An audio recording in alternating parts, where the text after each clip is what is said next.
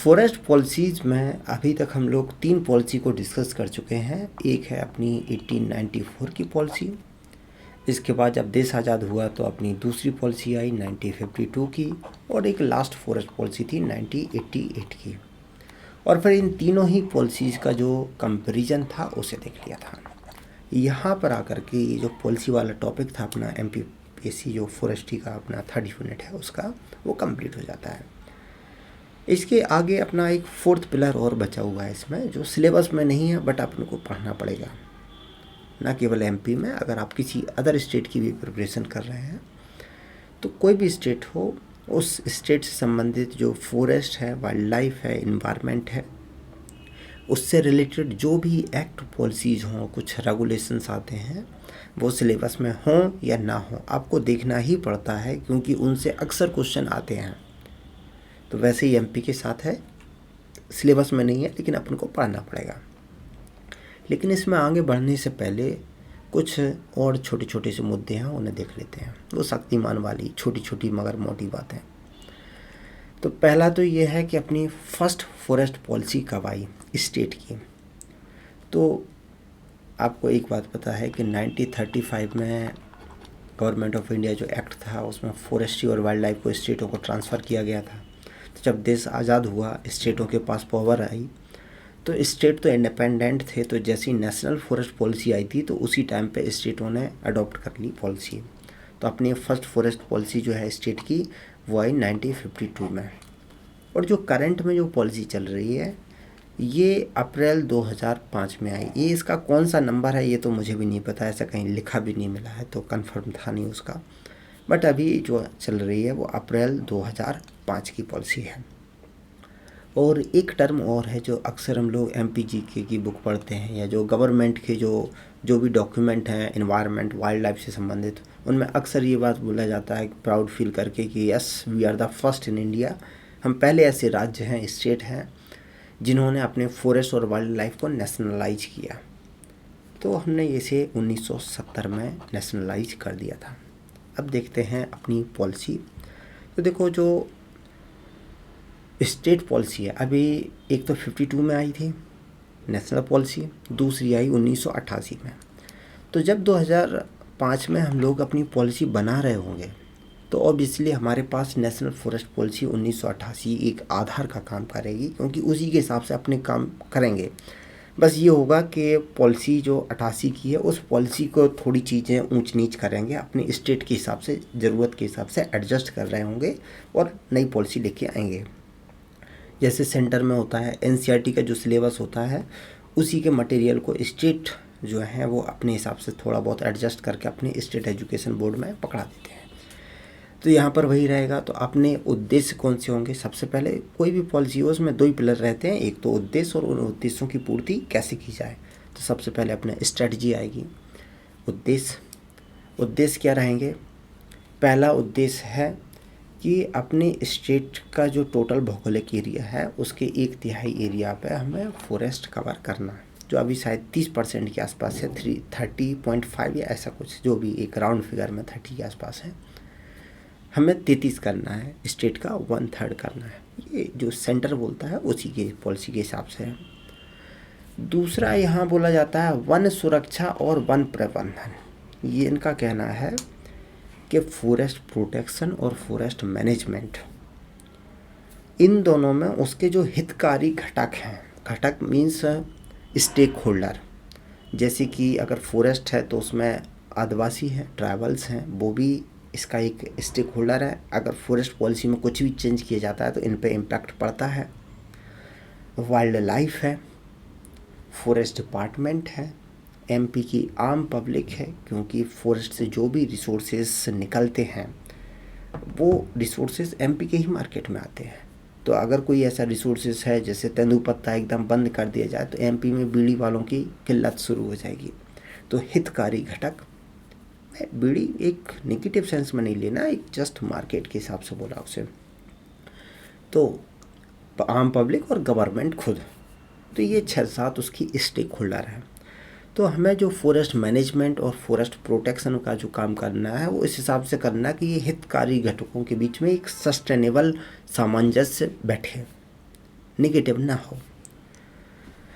तीसरे बकाया की ये बहुत सारी चीज़ें होती हैं कि हम गरीबी हटाएंगे, पेड़ों को बचाएंगे, आदिवासियों के लिए बेरोजगारी की समस्या कम करेंगे, रिफॉरेस्टेशन या फॉरेस्टेशन वगैरह करेंगे। ये सारी पॉलिसी जो अपने सेंटर की पॉलिसी में है, वही सारी चीज़ें यहाँ पर बोली गई हैं, आप उसे पढ़ लीजिए। अपने मेन जो इम्पोर्टेंट पॉइंट है उन्हीं को डिस्कशन का मुद्दा रखेंगे। अपना थर्ड जो इम्पोर्टेंट पॉइंट है वो है इंटेंसिव फॉरेस्ट मैनेजमेंट। ये पॉलिसी बोलती है, देखो ध्यान रखो, जो अपनी लेटेस्ट जो नेशनल पॉलिसी है, कौन सी नेशनल पॉलिसी है अभी अपने पास, लास्ट पॉलिसी है 88 की, ये पूरा का पूरा फोकस है वो दे रही है कंजर्वेशन पे। प्रोडक्शन एक टाइप से इसने स्यूडो बैन लगा रखा है, जबकि अपनी स्टेट फॉरेस्ट पॉलिसी जो 2005 की है वो उसके उल्टा हम बोल रहे हैं कि हमारे पास जो भी फॉरेस्ट है उसमें 10% एरिया जो है उसे हम इंटेंसिव फॉरेस्ट मैनेजमेंट के अंदर रखेंगे। इंटेंसिव का मतलब है हम वहाँ तीव्रता से बहुत फोकस देंगे, वहाँ से ज़्यादा टिम्बर को प्रोड्यूस करना।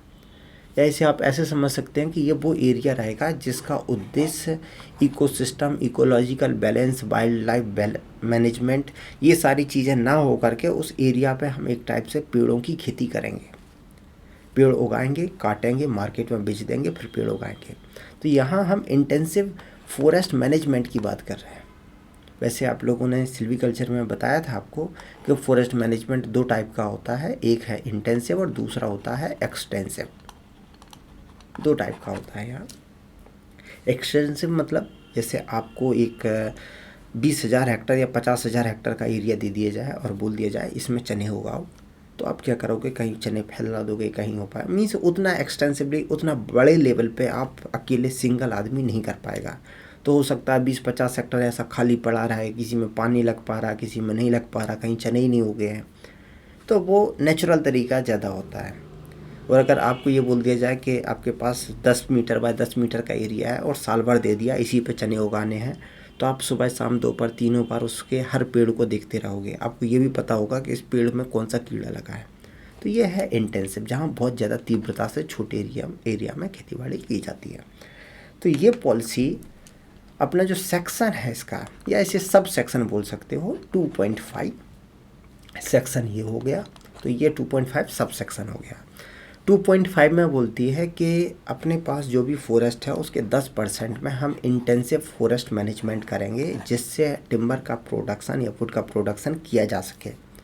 तो ये हो सकता है इनका उद्देश्य हो कि जिससे स्टेट को जो रेवेन्यू है उसका भी, स्टेट फॉरेस्ट डिपार्टमेंट की जो रेवेन्यू डेफिसिट है वो भी ना हो, और स्टेट की जो लकड़ी की ज़रूरतें हैं वो भी बनी रहे। नेक्स्ट इनका अच्छा पॉइंट है वो है फॉरेस्ट से जो माइनर फॉरेस्ट प्रोडक्ट हैं जो निकलते हैं, मेडिसिनल प्लांट्स हैं जो निकलते हैं, तो सेंटर फॉर पॉलिसी ये तो बोल देती है कि हमें उसकी तरफ ट्राइबल्स को प्रमोट कर देना है, लेकिन कैसे करेंगे ये कुछ ज़्यादा नहीं बोलती है। स्टेट फॉरेस्ट पॉलिसी अपनी बोलती है कि हम उसे प्रमोट करेंगे और उस पर हम MSP भी देंगे, ये यूटिलाइजेशन सस्टेनेबल तरीके से हम करेंगे और इसको हम MSP भी देंगे इस पर, मिनिमम सपोर्ट प्राइस।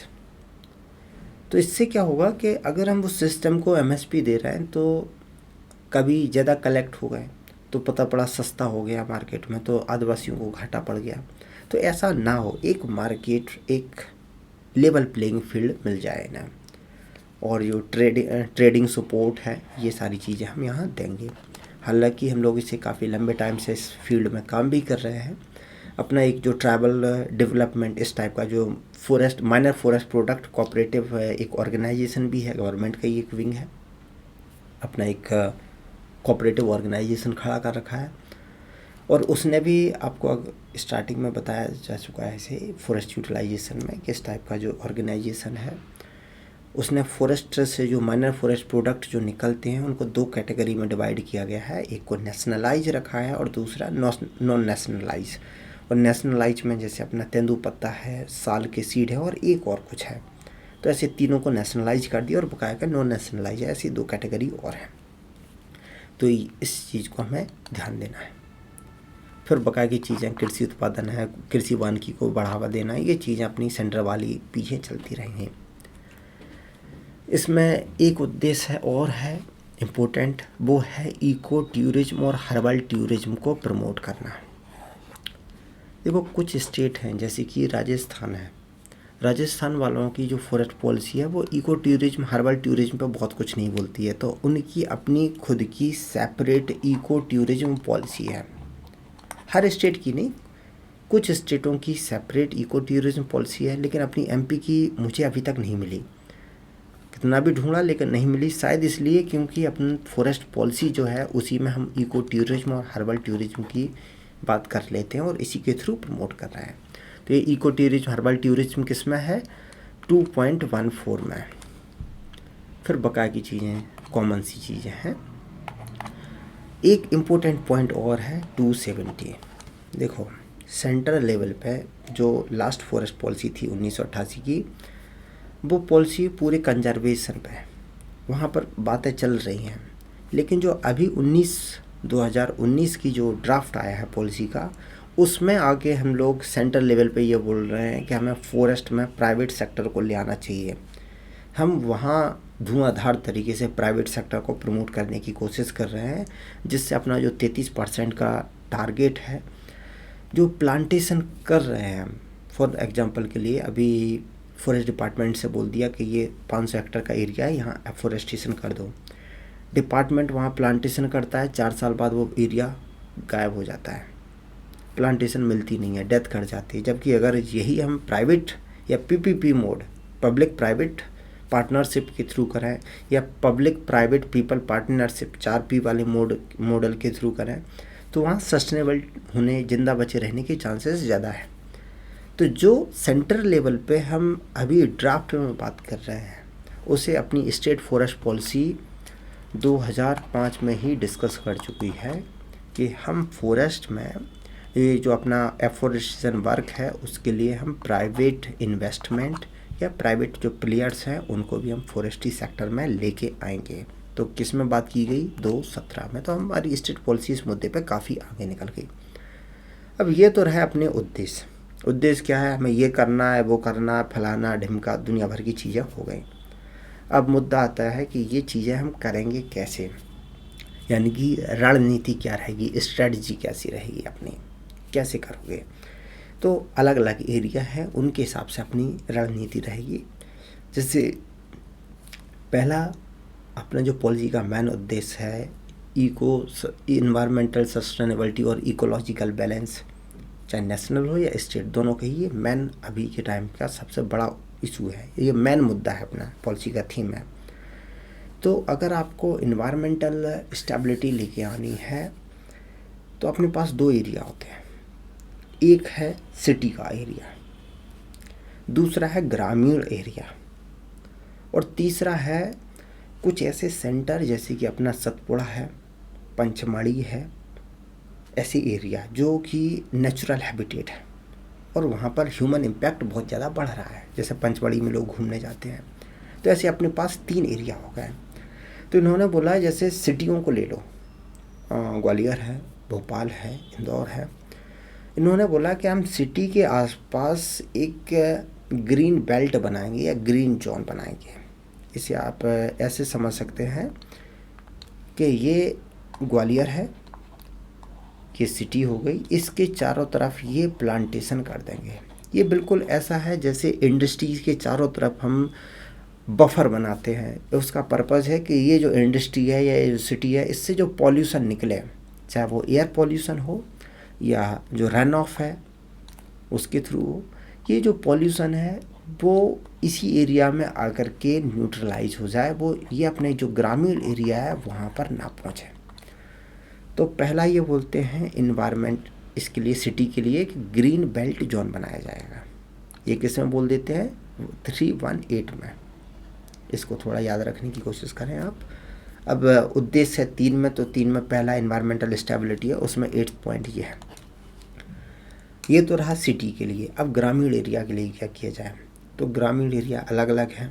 सबसे बड़ी समस्या है अपनी पश्चिमी मध्य प्रदेश में। पश्चिमी मध्य प्रदेश मतलब मध्य प्रदेश के वो एरिया जो राजस्थान से लगे हुए हैं, जैसे कि गुना शिवपुरी का एरिया है, उधर अपने नीमच वाला एरिया है, ये बीच का जो जुड़ा हुआ है, अशोकनगर शायद नहीं है, ये बीच में 2-3 और डिस्ट्रिक्ट बन गए हैं जो राजस्थान बॉर्डर से लगे हुए एरिया है। अब इनके साथ क्या समस्या है, अगर आप सपोज गुना शिवपुरी में भी जाइए, कभी ग्वालियर से इंदौर की तरफ जाओ या इस रीजन में आप मूव करो, तो आपको घने जंगल नहीं मिलेंगे, आपको पथरीला एरिया मिलेगा, बीच बीच में कुछ झाड़ जैसे पेड़ लगे होंगे, आपको ट्रॉपिकल रेन फॉरेस्ट जैसे जंगल नहीं मिलेंगे। यानी कि यहाँ समस्याएं हैं। समस्या इसकी क्या है, घने जंगल नहीं है तो यहाँ पर जो भी बरसात होती है इरोजन हो जाता है, उसका मिट्टी ज़्यादा है नहीं, तो एक तो प्रोडक्टिविटी यहाँ के फॉरेस्ट की कम है। दूसरी दिक्कत है कि जो राजस्थान से जो डेजर्ट है जो शिफ्ट होता चला आ रहा है, उधर से डेजर्ट इधर की तरफ एक्सपेंशन हो रहा है, उसे भी रोकना है हमें।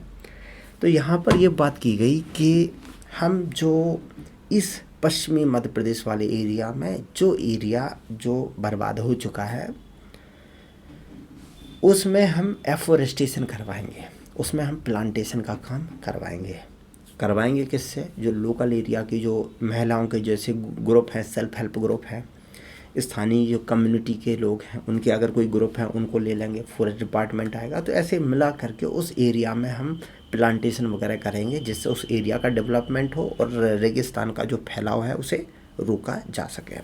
तो एक ये मुद्दा रहा इस एरिया के लिए। अगर ओवरऑल एमपी की बात की जाए तो इन्होंने बोला कि अपने एमपी का टोटल जो एरिया है वो 1/3% अपना डिग्रेडेड है। प्रदेश के वनों का, मैं फॉरेस्ट की बात कर रहा हूँ, वनों का जो टोटल फॉरेस्ट एरिया जो एमपी का है उसका 1/3 है वो डिग्रेडेड एरिया है। अगर आप एग्जांपल के लिए गुना में भी जैसे चाचौड़ा है, चाचौड़ा क्या है, चाचौड़ा ये गुना में ही पड़ता है, राजस्थान बॉर्डर से लगा है, वहाँ पर देख लीजिए। जो मैंने अभी आपसे फॉरेस्ट का बताया वो पूरा डिग्रेडेड में ही कैटेगरी में आता है। इन्होंने बोला कि एमपी में हमने 30% के आसपास कवर बोल देते हैं कि इतना फॉरेस्ट एरिया है, लेकिन उसका 1/3 यानी कि 10% तो डिग्रेडेड है। तो ये डिग्रेड एरिया को हमें सही करना है। अब वो डिग्रेडेड की कैटेगरी में अपना ये वाला भी पार्ट आ जाता है, तो दोनों को एक साथ डिस्कस कर लिया गया। लेकिन यहाँ 1/3 वाला जो डिग्रेडेड एरिया है, इस पॉइंट को आप याद रखें कि पॉलिसी ये तो ये बोलती है कि एक तो यानी कि ये पॉलिसी एक तो ये बोलती है कि अपने स्टेट का 1/3% फॉरेस्ट एरिया डिग्रेडेड है, इसे आइडेंटिफाई करती है। दूसरा वेस्टर्न एमपी वाले मुद्दे को बताती है। तीसरा सिटी के आसपास बफर जोन की बात करती है। और फिर जो अपने सेंटर हैं इन्वायरमेंट वाले, जैसे कि अमरकंटक, पंचमढ़ी, तलैया, बैतूल, निर्माण वगैरह जो भी है, जहाँ ह्यूमन हैबिटेशन बढ़ती जा रही है, बोला इनको जो प्राकृतिक क्षेत्र हैं इनको हम सूचीबद्ध कर उन्हें संरक्षित करेंगे। तो ऐसी 3 बातें ये कर देती है इन्वायरमेंटल सस्टेनेबिलिटी और इकोलॉजिकल बैलेंस के लिए। अब दूसरा मुद्दा आता है कि जंगल जो हैं उनमें अवैध कटाई हो रही है, फॉरेस्ट प्रोटेक्शन वाले मुद्दे पे। मतलब अब इसका नेक्स्ट मुद्दा आता है फॉरेस्ट प्रोटेक्शन, वन सुरक्षा। तो वन सुरक्षा में एक तो आता है अवैध कटाई का, दूसरा आता है इनक्रोचमेंट का, और भी 3-4 मुद्दे हैं, फॉरेस्ट फायर का भी मुद्दा है। तो अवैध कटाई के लिए ये बोलते हैं कि हम जो जेएफएम की कमेटी बना रहे हैं, यानी कि स्थानीय समुदाय हैं, उनकी हेल्प से हम इसको रोकेंगे। और वन कटाई में क्या होता है कि एक अगर नहीं भी करने की हिम्मत कर रहा हो तो दूसरा है उसे बोलता है अबे काट ले, कुछ नहीं, कौन सा फॉरेस्ट डिपार्टमेंट है, उनके चाचा काट ले आए थे, उन्हें आज तक किसी ने पकड़ा क्या? नहीं। तुम्हें कौन पकड़ लेगा, काय को डर रहे हो? तो इस टाइप से लोग बीच में प्रमोट कर देते हैं, तो जिसकी हिम्मत नहीं भी बन पा रही है वो भी फुला देते हैं और जाके पेड़ काटाता है। तो इस पॉलिसी में गवर्नमेंट बोलती है कि उसे तो कूटा ही जाएगा, ये जो बीच में उकसा रहा है ना उसको भी कूटा जाएगा। तो अवैध कटाई प्रेरित उकसाने वालों के विरुद्ध भी कड़ी कार्रवाई की जाएगी, उसमें ये पॉलिसी ये भी बोलती है। दूसरा एक दिक्कत अपने यहाँ पॉलिसी में ये है कि अगर कोई अवैध कटाई करते हुए पाया गया, फॉरेस्ट डिपार्टमेंट ने उसे पकड़ा और फाइनली पुलिस वालों को दे देना होता है, क्योंकि पूरा सिस्टम वही देखते हैं अभी। और फिर पुलिस वाले ने बोला भाई ये लकड़ी काटी थी, 2 क्वार्टर आए थे, एक तुम लो एक हम लेते हैं, बस चलने दो अपनी गाड़ी। तो यहाँ नेगेटिव नहीं लेके चलना है, लेकिन हर जगह कहीं ना कहीं कुछ लेवल पे जो लूज पॉइंट होते हैं उसका मिसयूज़ हो जाता है। और उन लोगों पे जिन्होंने अपराध किया है चाहे उनने एनिमल की हंटिंग की है, इस टाइप की इलीगल कटिंग की है, उन पे एग्जीक्यूटिव एक्शन नहीं हो पाती है। तो यहाँ पॉलिसी बोलती है कि हम स्पेशल अदालतों की स्थापना करेंगे, विशेष अदालतों की स्थापना करेंगे, जिससे ये जो वन अपराध हैं इनको शीघ्र निपटारा किया जाए और ये इस टाइप की साइकिल से बचाया जा सके। तो ये अच्छा पॉइंट है, इसलिए इसे याद रखें। 1.8 में बोला गया है, अपराधों की बात की गई है और यहाँ स्थानीय समुदाय की जन भागीदारी से हमें रोकना है, जेएफएम वाले लोगों को इसमें लगा लेना है, वो बात की गई है। अब मेन मुद्दा है इनक्रोचमेंट। इनक्रोचमेंट में वही है, अवैध रूप से आप जंगल की ज़मीन पे कब्जा कर लेते हो। जैसे अगले यूनिट में से पढ़ेंगे, सबको एक एक करके पढ़ेंगे। इसमें होता यही है कि अगर रामलाल का या किसी आदमी का खेत जंगल की ज़मीन से जुड़ा हुआ है तो वो हर साल थोड़ा थोड़ा दबाता है और जंगल में अपना खेत पहुंचा देता है। उस पर भी इनके प्रोविज़न है, पढ़ लेना, इतना कोई बड़ा इशू नहीं है। जो अपने मेन एरिया है उन्हीं को डिस्कस कर लेते हैं। यहाँ पर एक है माइनिंग का, कि फॉरेस्ट एरिया में हम लोग माइनिंग करते हैं या गैरबान की कार्य करते हैं, तो उसकी क्या किया जाए। नेशनल फॉरेस्ट पॉलिसी में बोला था कि वो पॉलिसी क्या बोलती है कि एक तो हम डाइवर्जन इस टाइप का नहीं करेंगे, और जो करेंगे तो उसमें बहुत सारी साइंटिफिक स्टडी और सोशियो इकोनॉमिक इम्पैक्ट की स्टडी करने के बाद ही करेंगे। ये अपनी सेंट्रल या नेशनल फॉरेस्ट पॉलिसी बोल देती है लास्ट वाली। यहाँ स्टेट पॉलिसी बोलती है, और हाँ नेशनल फॉरेस्ट पॉलिसी एक बात और बोलती है कि जब हम माइनिंग के लिए देंगे तो उससे पहले एक माइनिंग प्लान लेके आएंगे और उस प्लान के हिसाब से ही हम देखेंगे कि इम्पैक्ट क्या पड़ेगा। और जब माइनिंग ख़त्म हो जाएगी तो उस एरिया को रिफॉरेस्टेशन करने का भी काम उसी का है जिसने माइन की है। यहाँ पर ये क्या बोलते हैं कि हम भाई अब जो भी है नेशनली परमिशन देगा इस टाइप के डाइवर्जन का, तो इन्होंने बोल दिया कि एक सक्षम अधिकारी आएगा, वही परमिट करेगा, तभी माइनिंग मिलेगी और माइनिंग के बाद रिफॉरेस्टेशन करवाया जाएगा। और ये सेंटर की जो है पॉलिसी है उसी के हिसाब से है। फॉरेस्ट फायर मैनेजमेंट, ये सब के सब 3 में चल रहा है, मींस फॉरेस्ट मैनेजमेंट वाला जो फॉरेस्ट प्रोटेक्शन वाला उसी के अंदर है ये। कीटों और रोगों से सुरक्षा, उसका भी मुद्दा यहाँ पर आ जाता है। इसका एक अच्छा इशू ये है कि अपने यहाँ 1998 में साल हार्टवुड बोरर ने अटैक किया था और लगभग 50 लाख हेक्टेयर का एरिया था। 5 मिलियन हेक्टेयर लिखा होता है कई बार डॉक्यूमेंट में, 3 से 5 के आसपास, यानी कि 30 से 50 लाख हेक्टेयर का एरिया था जिसमें अपन को साल के जंगलों को काटना पड़ा था। अब एग्जैक्ट फिगर क्या है वो तो छोड़ दो, लेकिन साल हार्टवुड बोरर ने उस टाइम पे एमपी को बहुत डैमेज पहुंचाया था। कब? 1998 में। तो ये कीट और रोगों से सुरक्षा वाला भी अपना एक मुद्दे है। नेक्स्ट आता है फॉरेस्ट मैनेजमेंट। अब ये बात करेंगे कि आखिर हमें जंगलों का प्रबंधन कैसे किया जाए। नेशनल लेवल की जो पॉलिसी है उसमें बोला था हम तुम और अपना बैक पाइपर, मतलब वो वहाँ पर तीसरा पॉइंट था उसमें जिसमें मैनेजमेंट वाली बात की गई थी। यहाँ पर 4th पॉइंट है जिसमें इन्होंने क्या बोला है, वही चीज़ें चलेंगी कि वर्किंग प्लान के हिसाब से ही करना पड़ेगा, क्योंकि जो सेंटर वालों ने बोल दिया कि हम परमिशन ही नहीं देंगे बिना वर्किंग प्लान के, तो ये वर्किंग प्लान वाली बात ये भी करेंगे। लेकिन वन प्रबंधन का मुख्य उद्देश्य राजस्व प्राप्ति ना होकर फॉरेस्ट कम्युनिटी के हितों की प्राथमिकता है। ये अपनी सेंटर वाली भी बोल चुकी है। उसने बोला कि हम फॉरेस्ट में मनी के ना देख करके हम कंजर्वेशन पे देखेंगे। तो इन्होंने बोला कि हम भी पैसे को ना देख करके आप कंजर्वेशन तो तुम ही कर रहे हो, तो हम क्या कर रहे हैं, तो हम कम्युनिटी को लिख देंगे कि हम लोकल कम्युनिटी के जो स्टेक होल्डर हित हैं उनके हितों को हम प्राथमिकता देंगे। तो इस फॉरेस्ट कम्युनिटी में एक तो ट्राइबल्स वाली भी आ जाते हैं, वाइल्ड लाइफ भी आ जाते हैं और इकोसिस्टम भी आ जाता है। इंडिजिनस स्पीसीज को ये प्रमोट करने की बात कर रहे हैं। सेंटर पॉलिसी पहले ही बोल देती है कि हम एक्जोटिक को पार्शियली या स्यूडो बैन कर दिया, तो वहाँ पर फिर बचा क्या, इंडिजिनस ही बची। वहाँ पर बस वो लिखते नहीं है, ये लिख के यहाँ पर बैंड बजा देते हैं कि हम इंडिजिनस को प्रमोट करेंगे। और मैनेजमेंट में 10% इंटेंसिव फॉरेस्ट मैनेजमेंट के अधीन लाया जाएगा। ये 10% का फिर आ जाता है अपना फार्मूला। ये है वन प्रबंधन। एक आता है कि ये जो लोग हैं इन्हें लकड़ी की ज़रूरत है, सिटियों में लकड़ी की ज़रूरत है, उसकी लकड़ी की पूर्ति कैसे की जाए। जब तुम सब कुछ कंजर्वेशन पे चले जाओगे तो आपूर्ति कैसे होगी मार्केट में लकड़ी की।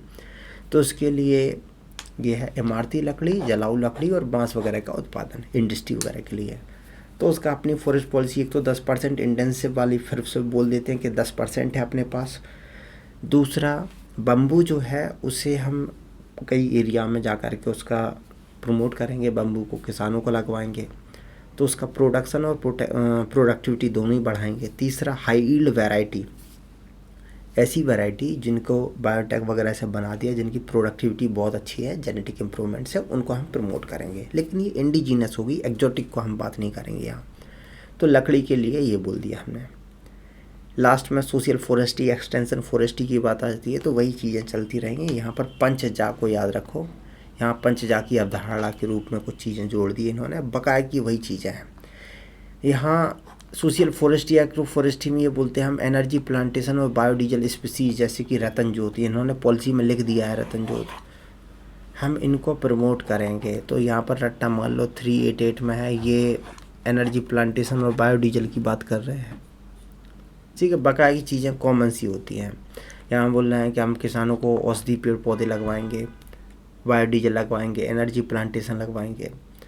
हालांकि ये चीज़ें की भी गई हैं, कई बार आपने ऐसी न्यूज़ सुनी होगी कि ग्रामीण एरिया के आसपास इनने बायोडीजल वाले प्लांट, रतन ज्योत के प्लांट्स लगा दिए। जो छोटे बच्चे होते हैं, क्योंकि अगर टाइम पे उनके सीड कलेक्ट नहीं किए गए तो वो नीचे पड़े होते हैं, छोटे बच्चे हैं, उन्होंने सोलो कर लिया, खा लिया, फिर उनकी तबीयत ख़राब हो जाती है। तो ऐसी अक्सर न्यूज़ में आ जाती है अपने में। तो इस चीज़ को ध्यान रखोगे कि ग्रामीण एरिया के आसपास लगवाया भी गया है ये। नेक्स्ट है जॉइंट फॉरेस्ट मैनेजमेंट, JFM। इन्होंने पहली बात बोला है कि भाई हम जो भी लोकल है फॉरेस्ट की जो कम्युनिटी है वही मैनेज का काम करेगी। JFM कमेटी कैसे बनेगी अलग मुद्दा है, अगले टॉपिक में आएगा। लेकिन उन्होंने दो बातें अच्छी की। बोला है कि JFM में कौन कौन लोग भागीदार होंगे, तो बोला कि जो फॉरेस्ट है उसके आसपास का 5 किलोमीटर की रेडियस, ये फॉरेस्ट है तो उसकी 5 किलोमीटर की रेडियस वाला वो लोगों को ही है इसमें कि पार्टिसिपेशन में हम इन्वॉल्व भी करेंगे। तो एक टाइप से एरिया डिफाइन कर दिया, ये इंश्योर कर दिया कि इसके में कम से कम 30% महिलाएं होंगी। और एक और है, आजकल हम लोगों ने GI टैग वाला बहुत इशू देखा है, तो इन्होंने भी उस टाइम पे ये बहुत अच्छा काम किया। इन्होंने बोल दिया कि हम एक टाइप से जो ट्राइबल्स के प्रोडक्ट हैं उनको जियो टैग देना शुरू कर देंगे। हालांकि ये चीज़ें कितनी हो पाई ये तो कुछ बोला नहीं जा सकता है, लेकिन ये इनिशिएटिव बहुत अच्छा था कि अगर ट्रैवल्स की जो प्रोडक्ट्स हैं उन्हें जियो टैग मिल जाए, जैसे कि हनी है, शहद है। अब अगर आप कभी पंचमढ़ी घूमने जाओ तो वहाँ के लोग शहद बेच रहे होंगे, या सपोज मैं ग्वालियर में हूँ और मैं हनी लेना चाहता हूँ और एक हनी बेचा जा रहा है ट्राइबल कम्युनिटी के द्वारा, तो मैं उम्मीद करता हूँ कि वो जो शहद बेचेंगे वो 100% ना सही तो 99% प्योर होगी। दूसरा, ग्वालियर में कोई इधर उधर आसपास का ग्रामीण बेच रहा है तो मेरा कॉन्फिडेंस नहीं होगा। तो अगर ट्रैवल वाला जो हनी है वो 1000 रुपये की दे रहा है और लोकल वाला 800 की दे रहा है, तो मैं 1000 रुपये देने को तैयार हो जाऊँगा। तो यहाँ जियो टैगिंग वहाँ का हम देखिए, तो यहाँ गवर्नमेंट जियो टैगिंग की बात भी करती है कि हम ये जो JFM कमेटी है, जो इनका जो भी ये निकाल रहे हैं प्रोडक्ट, उनको प्रोसेस करके जियो टैगिंग करके मार्केट करवाया जा सकता है।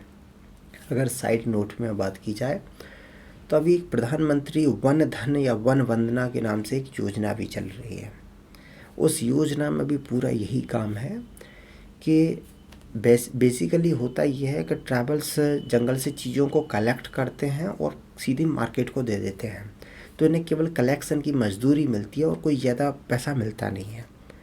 उस स्कीम में ये किया जा रहा है कि भाई तुम इसे सीधी कलेक्ट करके फैक्ट्रियों को मत दो, आप कलेक्ट करो, इसे खुद ही प्रोसेस करो और लगभग इसकी प्रोसेसिंग करके 80% जो काम है वो तुम यहीं पे कर लो। जिससे क्या होगा, तुम्हें एम्प्लॉयमेंट जनरेट जो है वो ग्रामीण लेवल पे हो जाएगा और प्रोसेस प्रोडक्ट कंपनियों को दो, तो प्रोसेसिंग से जो वैल्यू एडिशन होता है उसमें जो प्रॉफिट है वो यहाँ लोकल लेवल पे मिल जाएगा। तो ये जियो टैगिंग भी उसी लेवल की बात कर रही है, क्योंकि उसमें अभी यही बात की गई कि तुम प्रोडक्ट को प्रोसेस करो और उनको जियो टैगिंग के थ्रू तुम्हें डायरेक्ट मार्केट में भी बेच सकते हो, जैसे फ्लिपकार्ट है, अमेजन है, उसके थ्रू। तो ये JFM वाला इशू आ गया। लास्ट में फिर बायोडाइवर्सिटी वाले हैं, पढ़ लेना, ये खाली पीली की चीज़ें हैं, इतना डिस्कशन वाले मुद्दे नहीं हैं। और लास्ट में आकर के पॉलिसी एक अच्छी बात ये बोल देती है कि ये सब हम करेंगे, ठीक है, करेंगे, लेकिन करने के लिए हमें चाहिए पैसा। तो यहाँ पर ग्रीन मध्य प्रदेश फंड की बात की गई है। ये बोलती है 3/21/8 में कि हमें ग्रीन मध्य प्रदेश फंड बनाने की ज़रूरत पड़ेगी, स्थापित करेंगे, जो उसे आयकर में छूट दे देंगे, बाकी चीज़ें दुनिया भर की हैं इसमें। तो ये फंड याद कर लो। और यहाँ इको टूरिज्म के विकास के लिए इको टूरिज्म मैनेजमेंट प्लान की बात की गई है। अब इसे गूगल कर लेना कि ये प्लान कब आया, इको टूरिज्म मैनेजमेंट प्लान अगर आया हो तो उसका ईयर लिख लेना। सपोज जैसे 2010 में आ गया तो आप वहाँ लिख लेना कि 2010 में आया, तो ये मैनेजमेंट प्लान कब आया वो गूगल करके आप लिख लो। यहाँ पर आकर के दिमाग का दही हो चुका होता है और अपनी एमपी की जो पॉलिसी है वो हो गई ख़त्म।